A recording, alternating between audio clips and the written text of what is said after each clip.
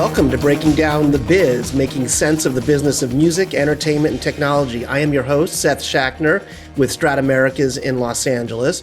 And we've got a very special guest and episode today. I want to do a little bit of stage setting. We're going to talk about a period of time, 25 years ago, around the turn of the century, when the recorded music industry, where both the people on this call worked, almost collapsed, basically. It was a period of real crisis.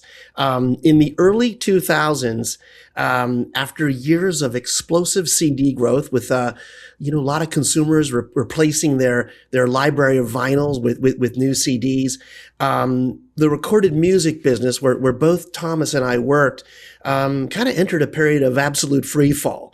Napster, which probably many of you remember from this call, had kind of, detonated or exploded the idea of actually paying for music. And there was lots of piracy in the market, digital piracy that probably everyone knows about, but also something that people don't think about, which was CD copying, called physical piracy as well. So, our revenues started plunging. I think the size of the business was really descending.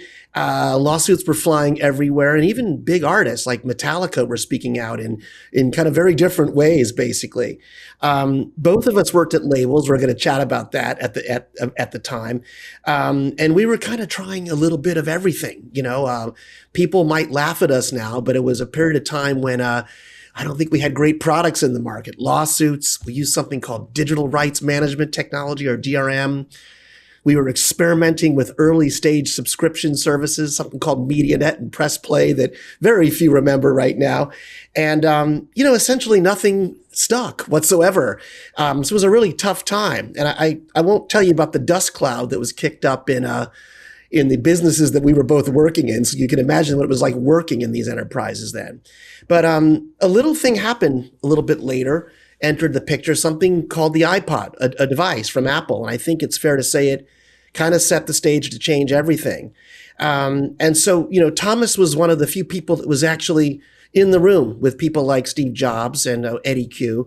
And what I wanted to talk to him about today is, how that deal with Apple eventually happened, and whether or not at a top level, if we kind of permanently shifted power away from the labels, if you will, if there was a big wealth transfer involved. So to help us unpack this moment, I'm joined by Thomas Hesse. Thomas was president of Sony Music Digital, led digital at BMG Music, a predecessor, and he's got a really tremendous background at places like RTL in Europe. I think he's had some McKinsey consulting experience. I believe he's a trained musician as well. And he's running something called Clay right now. So Thomas, welcome to the show, basically. It's great to be back with you. Great to see you, Seth. Always a pleasure. We kind of came together at a pretty weird time. I was working for a label group called Zomba Jive Records, right? And it got suddenly pretty hot, actually. We had some pretty big teen pop stars, and our owner, who had a distribution deal with a couple of labels, actually, I believe, sold us by force to Bertelsmann Music Group, if I recall correctly. And it was a bizarre transaction that put us in touch, right?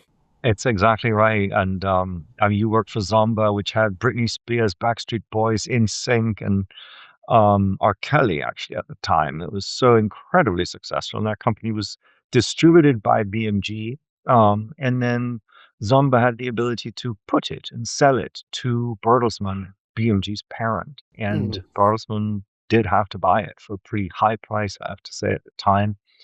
It's about the time I was briefly involved with it as I was running strategy at Bertelsmann. And then shortly thereafter, I moved over into BMG as the chief strategy officer and were tasked with trying to find a solution for BMG. Because at that moment, the music industry was starting its decline because of piracy. And it was sort of becoming clear that the business wasn't growing. This is very painful if the business has significant gross margin, because then the decline in revenues really hit the bottom line extremely hard, very, very quickly. And so we were thinking at Bertelsmann, what should we do with BMG? We had still 5 majors in the world, obviously Universal Music, Sony Music, Warner Music, and then EMI and BMG was the smallest of the lot. by acquiring Zomba, which is the company you work for, BMG leveled up. It was still smaller than Warner. But there was sort of this question, what are we going to do with this company? And is there a way to either sell it or to merge it with another label? Mm. And we actually negotiated for almost an entire year a possible merger between BMG and Warner Music, which most people don't even know about. That did not happen. And then we ended up, there was kind of a race, BMG with Sony or Warner with EMI. And, fortunately, we won the race. We merged Sony and BMG. That was, I believe, 2003, 2004, if I recall. in Yeah. 2003 that merger was announced. It was then consummated the following year after a pretty long process and complex process of antitrust investigation, Mm. which we were able to show to the antitrust authorities that the music industry was very competitive. And they did approve the deal. And so 2004 in the summer, July, August, I think we closed the deal. And then a few years later, actually, Bertelsmann in 2008, Bertelsmann sold its stake in Sony BMG, which was a 50-50 joint venture, back to Sony Music. And then it was rebranded as just Sony Music. And now it is Sony Music, the second largest Yeah. music major in the world, that has a whole lot of imprints and labels, sub-labels, very storied brands everyone knows, from RCA Records to Columbia to Epic to et cetera, et cetera. And so, yeah, it was a very momentous times, but very difficult times because we were an industry under siege from piracy. Yeah, it certainly were dust clouds kicked up, and I remember even my own. I guess everyone had their own individual survival strategies, if you will. But just really briefly, but consolidation it wasn't an optional thing. Like there wasn't, say, a Netflix or a third party from a different vertical that say we want to be part of music and we'll acquire the company. It was really all about maybe getting smaller to survive. Was the strategy, or? In those years, unlike now, nobody wanted to get into music. In fact, the TV and movie companies were laughing at the stupid people in music because they didn't manage. We were the first to be affected by the digital transformation, because when we released our CDs, they were not so-called copy protected, which meant that anyone could just take a CD and basically shove it into a computer and download the files as MP3 files. So anyone who bought a CD could just put it on their computer, but then those files were completely in the open. You could send it to millions of other people. And in fact, that's what the original Napster, when it showed up in 1999, is that people could just share all their music with all their friends, and they could share all their music with their friends. And then Yeah. around Napster, after Napster, there were other platforms that popped up. Napster was fairly soon shut down because it was sort of a centralized system. So one could identify who was running it. It was then shut down. But there were others that then followed: Kazaa, Bearshare, LimeWire, Grokster. These were all platforms that then were very decentralized. There was no particular owner. There was some piece of software. Maybe it could be traced to someone in Australia. So it's very difficult for the music industry to go after them. In the meantime, people were just sharing their music. And it had a massive impact on the sales of CDs and the revenues that the record labels could make, the revenues that they could pay out to the artists that were the creators of the culture. So it was very, very difficult times because of that back door just having been left open. Yeah. And so, it's interesting because, I mean, my perspective working on the inside of the business, I certainly was trying to empower businesses that would, I don't know if the right word was compete with what you just described, but in some way help us survive. The piracy stuff, physical or the lawsuits, it almost felt a little external. I mean, I wasn't involved with it. The folks in DC, our attorneys were doing it. Certainly the digital business development people weren't, although I did get calls from the heads of Napster at Jive asking me, could we do a deal or something like that? I was very insulated from it. I mean, how long did it take to kind of catch on? Was it the sales that immediately, set in and said, "Hey, we're going down. The CD model is broken," or did it take some time to recognize that? Well, obviously, all these consumer behaviors change slowly over time. it takes some time for people to stop buying CDs. But those that were ahead of the curve, and often those that were consuming the most music and were spending 15, $18 on a CD that had maybe 10 tracks, of which they really wanted just one or two tracks, they could just find that track on a Bish or a Grokster, download it, and listen to it on their computers. And so that is if you're a teenager or someone, and obviously the young people have always been the biggest consumers of music, so they are also the most savvy with new technology. So they go ahead and they stop buying the CDs, and it's a big deal for the music industry. So, and the artists that we support. And then, so if you can download it somewhere over a file sharing platform, and then you can put it on your player, because there were a number of music players that were playing MP3 files at the time. Then, you can take the music on the go. You go very far with that. And Right. So there were, before iTunes was around 2003, if I recall. But, I had spent years working on, I guess, things that people would laugh at now, but experiments. We might remember these companies: Liquid Audio, Amplified, Reciprocal, Supertracks. There's a long list of ones that are all dead, but the idea was, could we sell downloads with the rights protected in some way? I mean, they're all gone. They kind of failed. They didn't operate with each other, right? And I kind of wondered, like, how did it happen? Like, where did iTunes and Apple come in and create something that wouldn't fail, that was going to be successful? so Apple came at it from the hardware side, and they launched the iPod, which was basically a device. It looked kind of like a phone today, but all it was, actually didn't have a touch screen. It just had, Hmm. you could just connect That it to your wheel, computer, yeah. and then you could download all the tracks you had on your computer onto that device. You could take it mobile. You could take it with you. And Steve Jobs was absolute marketing genius. Had this wonderful campaign of dark people with white headphones that were playing the music. It was the coolest thing to have. And that I think he launched that in 2001. And so what then happened is suddenly Steve realizes all these people download all this music illegally, or I mean, some of them just take their CDs and put them on their device, but others use these file sharing platforms and put the music on there. And so he actually called us up in, I think it was late 2002, um, uh, or early 2003. I don't remember exactly, but and he said, "Can you come and see me in Cupertino?" So I remember going to Cupertino with Michael Smelly, who was the COO of BMG. I was Chief Strategy Officer. Together, we went there, and he was my boss at the time, and we discussed. And Steve said, Eddie Q was there, Steve was there, and he said, "Look, um, we have this wonderful device. It's the device of choice for all these people, but it's full of stolen music. So I have an idea," says Steve. "It's called the iTunes Music Store.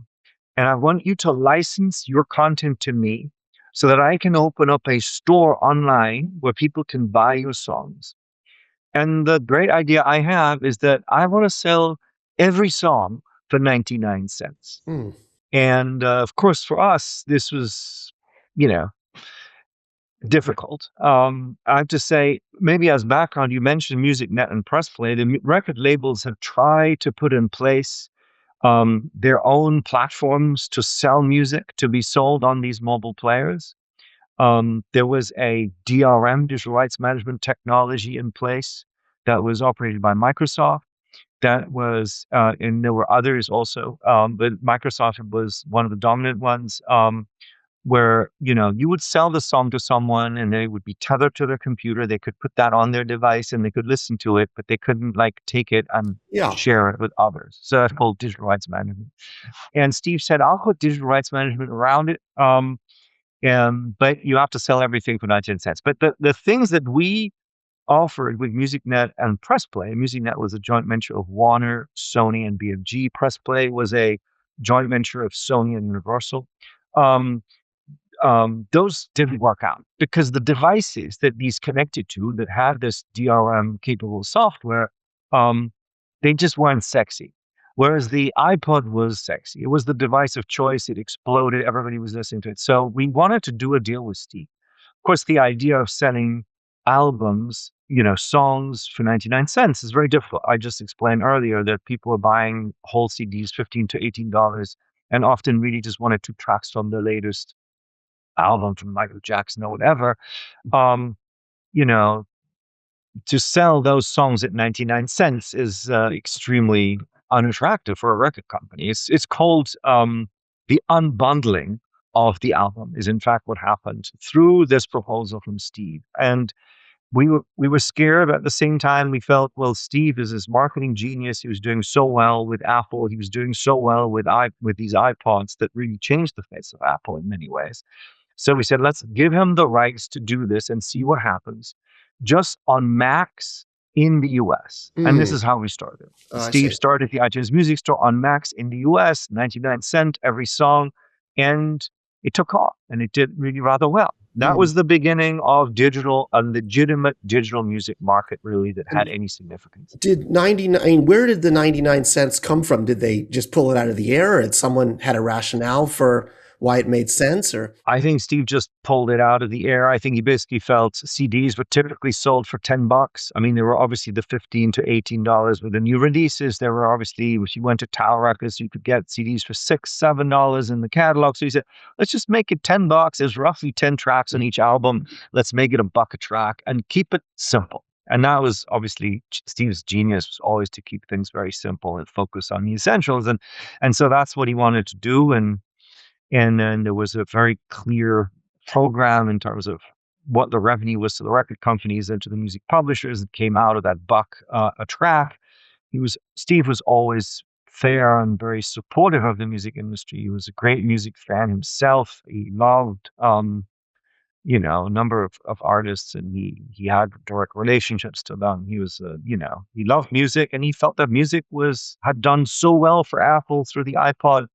Let's continue to work with the music industry in the most respectful and supportive way possible. Let's help and combat piracy with an alternative model. So he was really an enormous help for us in those difficult times. and it was a simple, easy to use, because I remember the experiments we had, whether it was with DRM or just restrictions. One download store didn't work with the other, one device didn't work with the other. They were very difficult consumer experiences. I mean, some of the pricing models, if I recall, they weren't 99 cents. I think they were much higher when we initially went out, for a couple of bucks or even higher, right? So it was a Correct. much more simplified, streamlined Yeah. product he brought to market. Yeah. There was still, Seth, copy protection on them. It Mm. was the AAC code, but it was code protect, so you could buy, but you couldn't forward. And of course, at some point, Steve and us had this conversation, which was, he said, look, I'm selling a product for a price that's inferior to the product that you're getting if you steal it. Why? And you pay zero for that, because if you steal it, you can forward it to all your friends. If you buy it, you can't forward it, but you're paying money. So he said, that doesn't really work for us. I think we should probably get rid of DRM.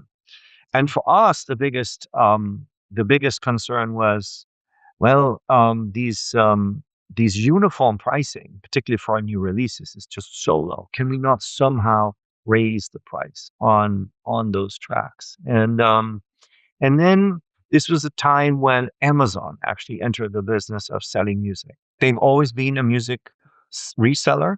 On Amazon, physical CDs were just as books were a key component. They're easy to ship, and at the same time, they're fresh every week. Something new appears. So for the Amazon store, they made their money selling toaster ovens and brooms, but they had something new going on there. Every week with new music from the biggest artists in the world. So selling CDs was important, but he saw this thing going on with iTunes. So he said, um, Jeff Bezos said, let's get into selling digital downloads. But I will not sell music with DRM. So that's just not a thing I want to do. So the labels have to drop the DRM thing. And then Universal was the first to go with that. At the same time, we were negotiating with Steve about giving him DRM free downloads in exchange for being able to tier pricing on tracks so that we charge a little bit more for the most famous tracks or the most popular tracks when they come out from the biggest artists. And so in the end, we and but then when Universal gave their music to Amazon, it was DRM free. Amazon proceeded to drop the prices significantly at wholesale, at retail, while paying the wholesale price. If you remember that, Seth, and it was a very difficult moment for the music industry. I think they came out with a Lady Gaga album for $199, which Mm. undercut everything. Steve never subsidized music. He always paid us the fee, and then he made a little margin for the store, and it was all very good. But in that instance, Amazon was very aggressive on the retail price, and then Steve turned around and said, "Look, obviously, it was always his prerogative, and we were only discussing, recommended retail prices. We obviously never negotiated retail prices because that would be antitrust wise, but he ended up coming out with a tier system, which would be 69, 99, and 129. And we would drop the DRM. So that then became sort of the landscape. We would have loved there Yeah. to be a bit more money for our artists, but we just couldn't do it in light of the way it I, all I played out. I remember this time well, the idea of selling an old catalog track for less and a new Beyonce single, if you will, for That was more. the idea. Yeah, exactly. Don't remember that it changed things all that much. And I also, it's interesting to hear you talk about Amazon because I don't think Amazon, the perspective that includes Amazon, is often heard in terms of what they did to kind of prod this forward. Actually, I always thought it was a trade off some way with us and Apple, and I'm sure others did, Universal as well.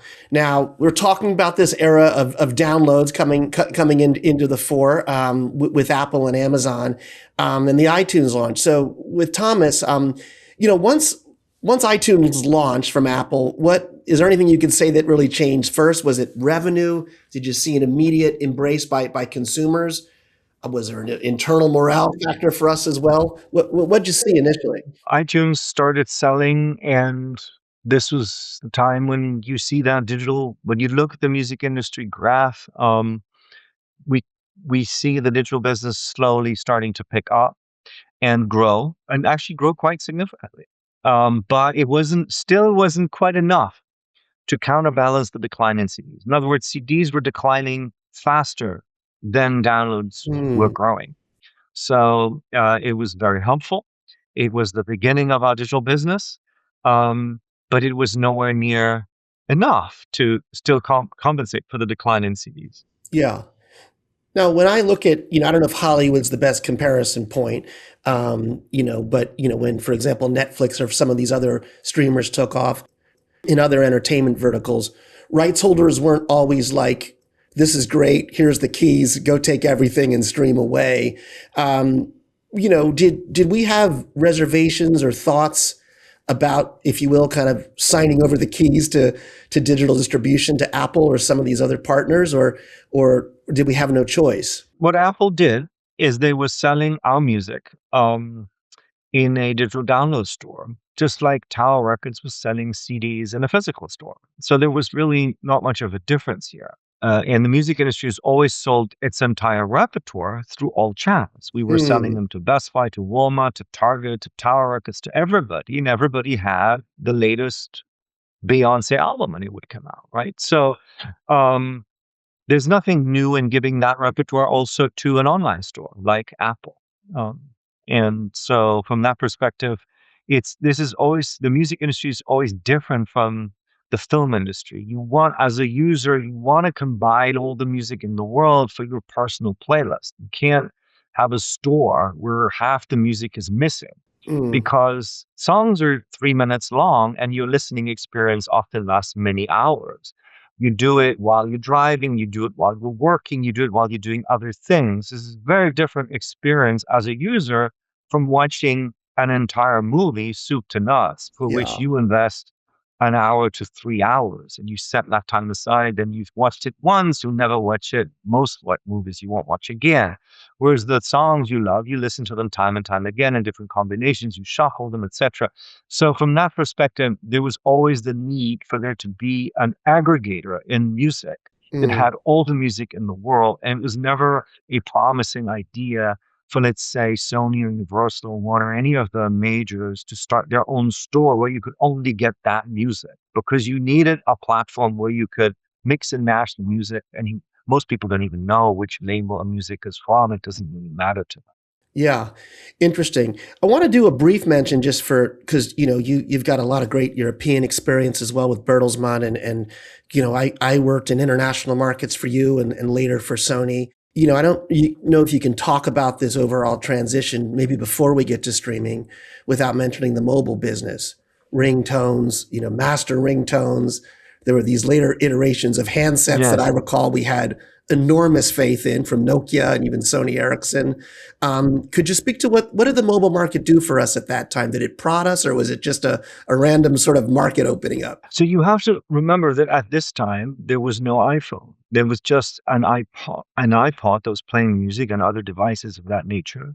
And then there were mobile phones. There was a lot of mobile phones, different types of mobile phones. Nokia was the largest player in mobile phones, and they kind of started introducing in the early 2000s these polyphonic ringtones, Mm, which were just electronic versions of basically songs. So it was really just for music publishers, meaning the people who write the songs. It wasn't actually about recorded music. But then later on, from 2003 onwards, we see actually what's called master tones, master ringtones coming out. And that was something that people found super exciting. It was a way for them to personalize their phone with their favorite music. So they were in a meeting, the phone goes off, and it plays a song by the Beatles or it plays a song by Michael Jackson, whatever it is, and it's their favorite song. And he goes, "Oh, you got that ringtone. I got that." It's a sort of a way of putting the soundtrack to your life on your phone when the phone rings. It was kind of quite a fad, and everybody got into it. yeah. And there were these services that popped up, actually originally in Europe, I think, with Samba and others, that were selling people through heavy TV advertising, these subscription models where you would subscribe for 4.99 or not. I don't know what the price was Oh, anymore, but right. you would subscribe to these models and you could pick a new ringtone as often as you wanted, or three a month or whatever. You could change your ringtone and then people would subscribe to that. That was actually a very lucrative model. Some companies did really well on that. And they had to license those songs. Initially, there was some piracy, of course, but in the end, they licensed the songs from the record companies. And for a little while, it was quite a lucrative business to do that. But then it was a bit of a fad. People Yeah. still have it today, but I think it was a bit of a fad. And then of course the iPhone appeared, and I think this was Steve's genius to kind of how he took over literally the upper end of the smartphone of the phone market to make for his smartphones with this touch. No, Nokia, and if I recall, we did all these things with Sony Ericsson. I said on our first podcast how at least when Sony and BMG combined, and I was in Latin markets, how I don't know, unlike other markets, we actually worked with our different Sony colleagues, and Sony had a phone venture at the time with Sweden with Ericsson, and Nokia had phones as well, and I thought there was maybe a period of time where they were at least trying to compete with the iPhone. Some of them came preloaded with music catalogs, and there was a lot of internal effort there. But I guess it was Steve that came through with the phone that changed everything. Well, everybody was sort of feeling the phone was going to be a device that everyone would always have in their pocket. Phones came with cameras, and phones now had ringtones. And phones were obviously taking photos, but now also were taking videos. Nokia got into that. So there was this feeling that the phone would actually be a device of choice. It would be able to do a lot more than texting, phoning, and so on. So there were various attempts by various phone companies. Either carrier wasn't clear, would the carriers be dominating that business, or would the phone manufacturers like Motorola or Nokia or Sony Ericsson dominate that business? Those were the main players.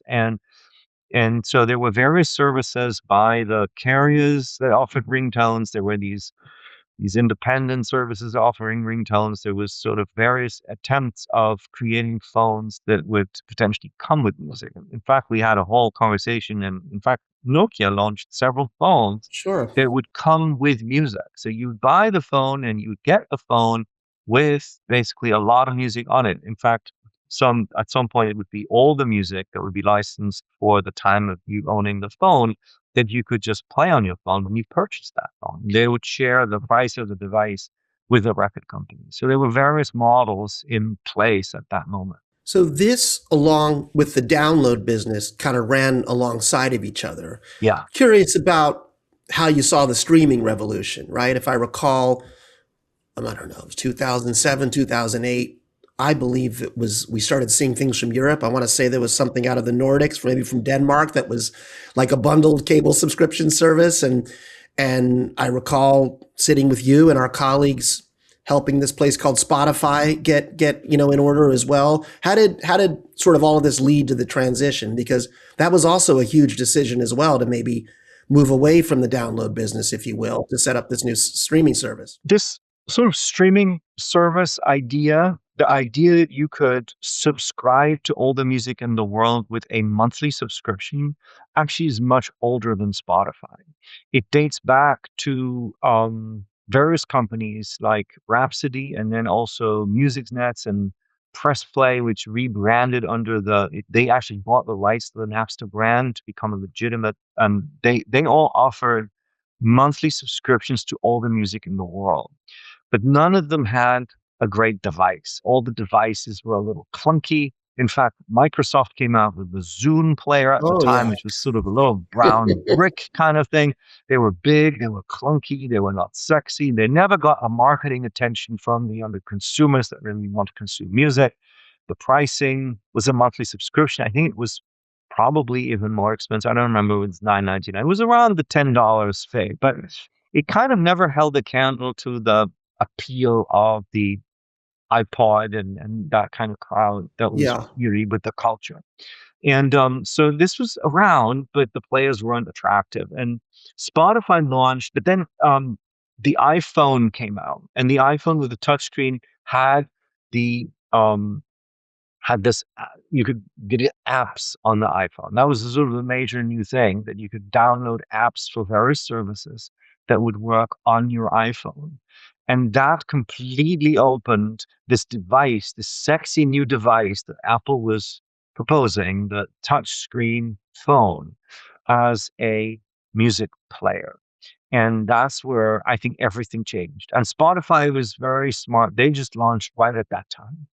And Daniel Ek is a genius founder, and he created an infrastructure that was also extremely high performing. It used a peer-to-peer architecture to download or stream the songs to your phone, even though the iPhone 1, 2, 3 were still much less developed, obviously, than today's iPhones, much slower and so on. But you had this experience that songs that you'd never heard before, if you were a subscriber to Spotify, started absolutely instantly, because he had a predictive system, which songs were you likely to listen to next, and he would download them from peers. It was a brilliantly functioning app. I think a great story about designing an amazing product that they did, in combination with now having a platform through these iPhones of choice. And they launched in Sweden in 2008.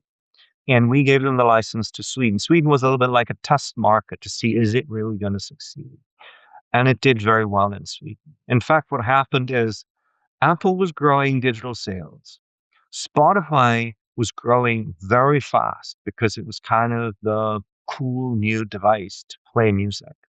And then the piracy really declined in those markets. Yeah. And so we saw that. And so when Daniel came to talk to us about launching in the US, that was sort of where we started. And so I don't know what the right word is, but the necessity or the idea of having this 99-cent purchase, having the download store, it still lives on, presumably in some markets, but we kind of moved away from it, right? I mean, was it really a next step that would almost kill off or move away from the download model? Yeah. I mean, what Daniel Ek asked for was to have all the music in the world available for free on a computer, on demand. But when you took it on your device, you'd have to pay the $9.99 a month. Hmm. And now you have to see the situation we're in as a music industry. We have all these people who buy music on the Apple Music Store. And in fact, when we looked at how much they pay, they were paying, on average, a little bit more than $10 or around that. But there were a lot of people, like it's always like that in most businesses. 20% of the revenue comes from, 80% of the revenue comes from 20% of the people. So there was a small number of people who were making up the majority of the revenue, and they were spending 50, 60, $70 every single month, right? Mm. Some $30. So anyway, there was a lot of the more you bought, the more you paid. That was the model on the Apple Music Store. Whereas in Spotify, it's just one size fits all, $10 a month. So the risk was if we lost all those people that were spending between $30 and $80 a month, and they would just no longer spend that money, just spend $10 a month. Yeah. We would have to make up for that by bringing a lot of people in that were previously not buying music. Mm. Would that even work? And that was the big gamble. That was the big question when Spotify asked for this to come into the market in this sort of pricing structure, particularly if they had access to all the music on computers. People were much more on their computers at the time, much less on their devices. Their devices were much less sophisticated still, et cetera, than they are today. So I still remember having a huge conversation with Steve Jobs and with Eddie. And Steve was very unhappy about us giving Spotify that license for the US Mm. because he said, how can you do that? We give you all this revenue in, people spend all this money on the iTunes Music Store. How can you give it to them for $10 a month? But what we said is, look at Sweden. In Sweden, it is clearly working. It is the thing that brings younger people onto the service. It is the thing that really broke the back from this illegitimate use of music that was really so hard on our artists and on our entire business. So let's just try it and then we can take it from there. And in fact, it turned out to be a really good decision. For And the music sure. industry has just returned to growth. It's now bigger than ever. And it's been, for years and years, it's kept growing. It's kept adding subscribers in the US and every major territory in the world. And the model shifted from I buy this, I own this, to I guess renting or having access to the music, right? And That's presumably the that's other the model thing, now. Seth, exactly right. When you pay a subscription, you have to re-up your subscription every month to maintain your access to the music. When you buy an album or a song on the iTunes Music Store, it's like buying an album, for your record collection. Once you bought it, you never have to pay again.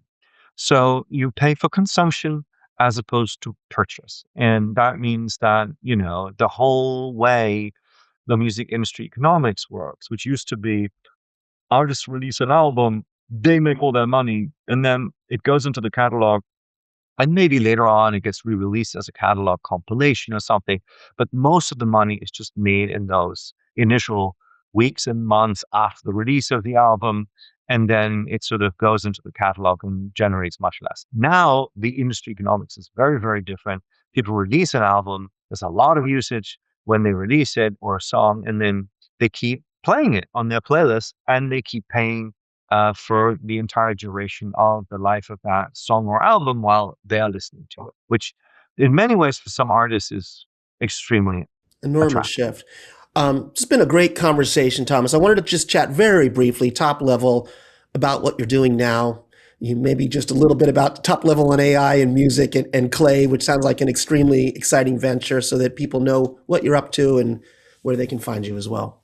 Well, Seth, it's kind of, I think, again, a seminal moment in the history of the music industry as AI is coming to change it. And Um, I've joined a wonderful entrepreneur, Ari Atier, in Clay, which is like clay, but with a K, Klay. And we're bringing a product to market that will be supported by AI. And we are the only company in the world right now that has deals with the three major labels and the three major publishers to train our model and to bring this product to market. I think it'll be, we're still in stealth. We are planning to launch by the end of the summer. And it'll be pretty amazing. I think what AI can generate in terms of the quality of the music is pretty extraordinary, as long as it leans on the uh, the the the compositions and the recordings, particularly of the best artists in the world. And so if we work with the best artists in the world and we can generate something that engages their fans even more, I think this is something that can generate a lot more revenue for all artists. At the same time, I think it's very interesting creatively. It's very interesting musically what happens. And it's a little bit of it's a fundamental change of how music can be consumed compared to the way it's being consumed in the past, which is just all you can do is really press play on the current services. So it's a very, very exciting opportunity. The labels have been extremely supportive, and we're excited to bring this to market and hopefully generate a lot more revenue for the best artists and be really in line with the culture. I think it's unfortunate how people have just taken music libraries, trained on them without permission. In effect, it's a return to piracy in some ways of what some players have done. But I believe this only works if you get into this market in close partnership with those that create the music, with the artists, with the songwriters, with the music labels and the publishers.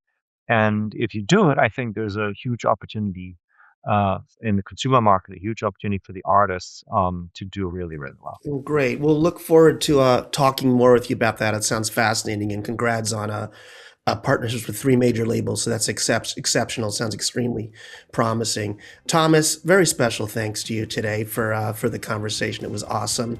Folks, if you enjoyed this episode, subscribe to us. Make sure you catch our next drop. We're called Breaking Down the Biz. The theme song you heard is from Living More, called Sharp. A special thanks to them, and you can find them wherever you listen to music. I've been your host, Seth Shachner. We will catch you next time. Thank you, everyone, for listening. Thank you, Seth. Thanks so much, Thomas.